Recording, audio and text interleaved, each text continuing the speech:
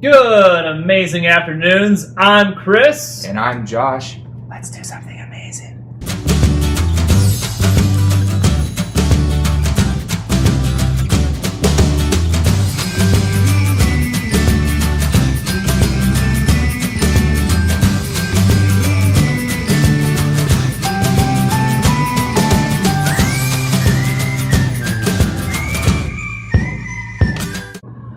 Why, hello, afternooners. This is something we were contemplating putting in the first video, but we realized it was going to take a whole video just to talk about our interesting set. For sure. And my side of the table feels so empty, man. I don't have my coffee cup. It's weird. I'm reaching for something that isn't there. But you can borrow mine. Yeah. There you go. What's in this? Coffee. Oh, okay. I don't put sugar in mine. Terrific.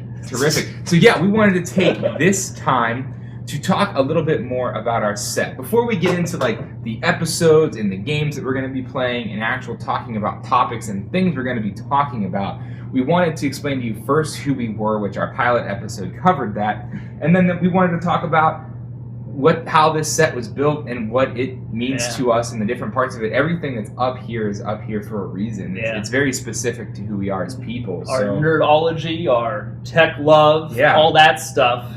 Yeah, right here on this table. Behind us. Yeah, behind us. And behind us as well. So we'll do this as simple as possible. And why don't you just kind of take your half of the table, your half of the set. I'll take the other half of the set, and we'll kind of just go from there. This is the most organized we've ever been on Amazing Afternoons. It is. So you know. There's no script. We wing this, just in case you guys wanted to know. Maybe. All right, so up front, the 64. This is probably a console that Josh and I both have. We could literally do a whole video on stories just for this. Oh, yeah. It's kind of when I was getting into gaming real big as a kid. Yeah, the Nintendo 64 was really the first for you. The first for me that I remember like owning my own. Like your first love. And saving up money for games and like believe it or not, it's crazy when you think about the video game industry. I remember as a kid, a brand new Nintendo 64 game at Hills. Hills! We'll plug some old Hills. Oh, goodness. Was like $60. Yeah, that's amazing. They're still $60 to this day. Yeah, those. Not Nintendo 64 games. But you can buy. But like video games in general. I go buy a PlayStation 4 game now. Yeah, it's still $60-some, but they get you with DLC. Could you imagine if there had been DLC? With N64? Well, they did kind of have like the expansion port. You had to buy that thing. Remember the old expansion thing? With Donkey Kong in particular. Majora's Mask. So you could have extra content stuff. Yeah, I remember that. They had the good old Pokemon thing. Yeah, plus, if you want to count DLC, you had all your controller. You had your memory cards, your Rumble Pack, your Pokemon Stadium had something you could plug in and play your Game Boy game. You could upload, so that was huge. Good DLC. That was DLC that you owned and could hold, and it had meaning, and you popped your expansion chip in the expansion port. What a good time that was. Well, let's not dwell on that too much. I'll let you go on. So we could have done a whole entire episode. Moving to the middle of the table here, you'll see the two miniatures, but they're actually probably out of focus. We had mentioned on our pilot episode having these minis, they're Brittany's, which is Chris's wife, and this is from her personal collection, and she's supposed to be making us more of them, but they're clay. She handmade some out of clay. It's amazing. They're really fun to watch. They're very World of Warcrafty. And they're cute. These two collectible. These two in particular aren't from World of Warcraft, but she has a few of those that are pretty cool. And then we have the SNES, which is less you, more me. I'm a few years older than Josh. So I kind of hit that. That was my first love. Super Mario. I remember playing when I was 3. I'd be jumping up and down. Yeah. And beating Mario. I wasn't jumping up and down when I was playing it because my grandmother probably would have crashed the conversion van that our Super Nintendo was in. That's the only time I got to play Super Nintendo, though, is my grandparents had one of those big conversion vans that had like the blinds, and you could like lay down in the back seat and sleep, and I had all the wood cabinetry up top, and we had like an old RCA TV with a Super Nintendo in it. So that was my only, and then when they sold the van, obviously the Nintendo went with it, and that's why the other people bought the van, was because there was a Nintendo in it. Well, I guess we know what's in front here. And we got some frontal stuff as well. Just lays on the table. It's usually out of focus, but it's still here. Comic book nerdiness. Yeah, a lot of comic books. More importantly, I guess like Doc Savage, for those of you that are interested in that. It's signed by Daryl Banks, the guy who does Doc Savage. A couple other Banks pieces up here as well.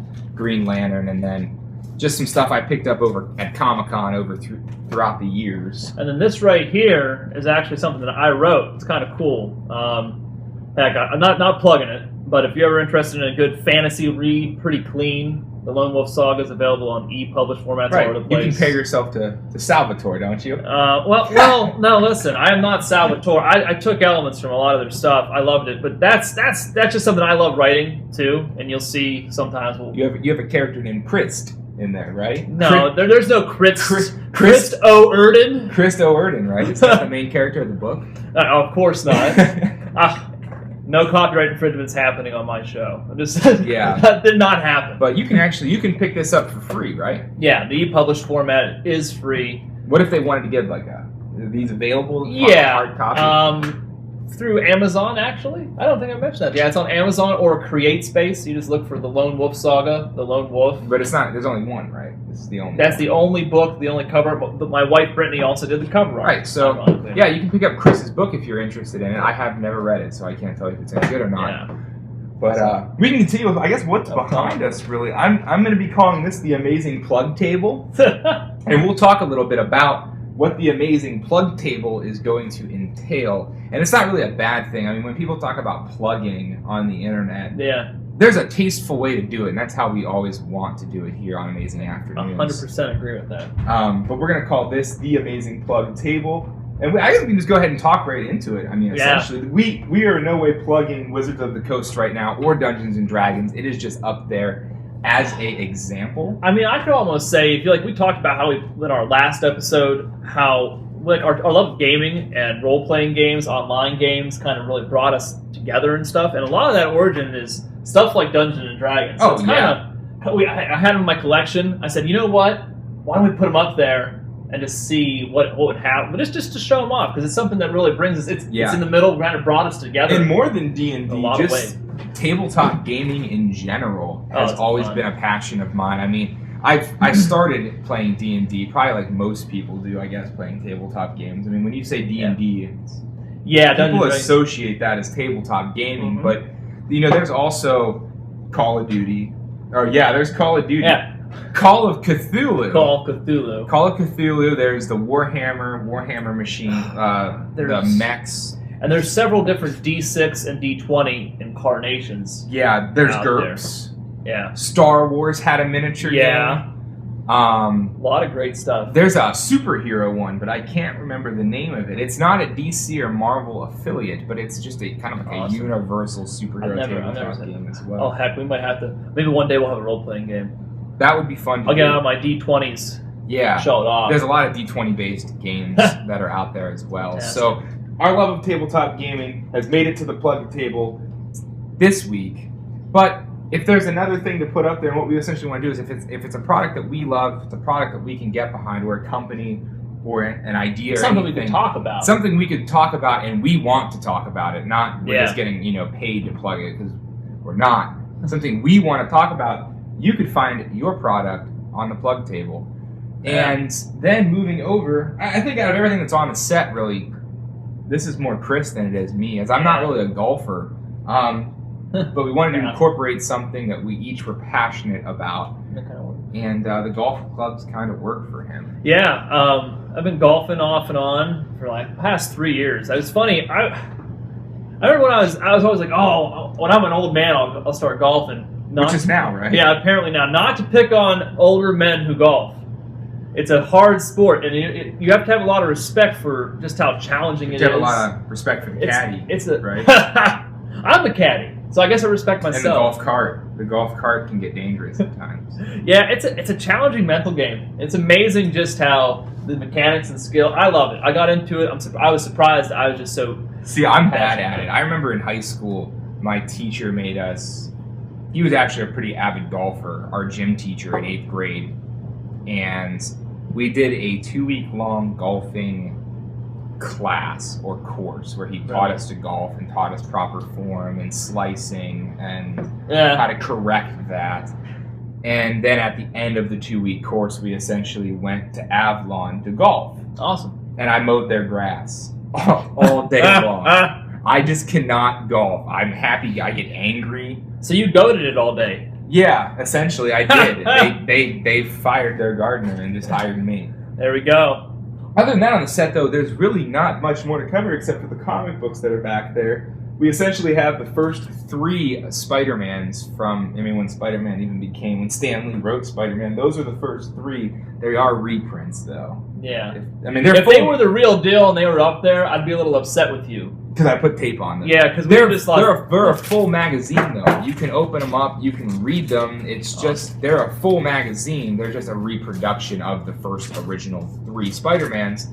And then over here, these are originals. These are the first 3 issues or comics in the Swamp Thing saga. What a great... I remember seeing the animated series. That was great. I don't know if any of you caught it. I remember seeing Swamp Thing on Scooby-Doo. Like, did you ever? Oh, did you I don't think I've seen the animated cartoon. I've seen the original 1960s black and white motion picture. Oh yeah, the original cartoon for it was great. You have to check it out sometime. It's fun. Yeah, I'm a big horror fan. If there's anything like even comic books, if you guys just like.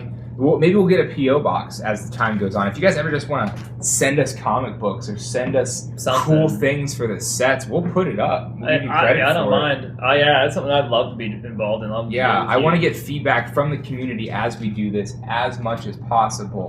Well, hey, there might be one more thing we can talk about real quick. Our centerpiece. We're going to talk about our baby. We haven't. Yeah, so this is in no way plugging Samsung at all, but... we've talked a lot and mentioned a lot about budget studios, and this is a budget studio. We're essentially sitting in a budget studio right now. And if you watch our behind-the-scenes footage, you'll see how we assembled the budget studio. Maybe we'll put a link in the description box for that video so you can go back and watch it. Idea. But this is essentially no way plugging Samsung. But if you're looking for a relatively cheap condenser mic that picks up fantastic audio and looks just dang near beautiful. It's handsome. It's handsome. It's a he. And what's beautiful about it too? Well, she, he, whatever we want to call it. Maybe it's a he, she. Whatever it needs to be. Anyway, the nice thing about this thing too, it folds up and you can take it with you. Like this little thing will fold right up into a little ball. It's pretty neat. Yeah, it's very portable and it picks it up. It's multi-directional. It picks up sound 360 degrees. It's chrome. I believe you can get this in black as well, but I think the black is now currently like discontinued or out of stock. I didn't see it when I was looking. It's $60, right? We just wanted the chrome dome. We liked it. Yeah, $60. You can get yourself a nice condenser mic. Works surprisingly well too for the cost. Miking a guitar. Oh, I've heard. Yeah, the acoustics are supposedly very good for that. But it works good for what we need it for. Well, anyway, thinking about that, that's pretty much our set.